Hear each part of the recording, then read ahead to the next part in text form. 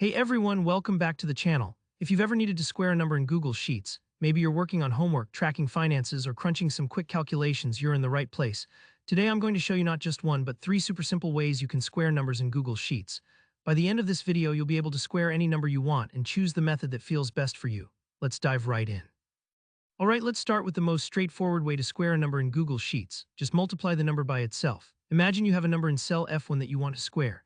You'll want to click on the cell where you want your squared result to appear, let's say G1. Now type in equals F1 asterisk F1 and hit enter. That's it. What you're doing here is taking the value in F1 and multiplying it by itself, which is exactly what squaring means. This method is incredibly clear and easy to understand. It's like saying, if I have the number 5, 5 times 5 gives me 25, and that's the square. Plus, you don't have to remember any fancy functions or syntax, just simple math. Sometimes the obvious route really is the best option, especially if you want your formulas to be easy for anyone else looking at your sheet to follow along. Now, the second method I want to show you uses a built-in function called power. It sounds a bit more technical, but it's actually very handy, especially if you work with exponents often. Head over to a cell, let's say H2 this time, and type equals power F22.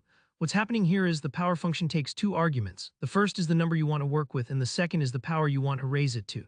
Since you're squaring, you use the number 2. So if F2 had the value 7, equals power F22 returns 49. This method is great if you want your intent to be crystal clear for anyone reading your formula, or if you might want to change the exponent later. For instance, maybe one day you'll want to take cubes or higher powers, in which case you just tweak that second number.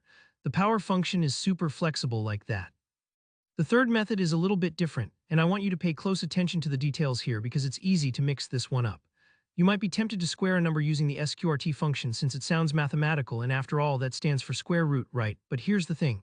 Sqrt actually finds the number that, when multiplied by itself, gives you the original number. So if you enter equals sqrt f3, you're actually finding the square root of f3, not squaring f3. To square a number, stick with the first two methods. But if you ever need to unsquare a number or go backwards, the sqrt function is what you'd use.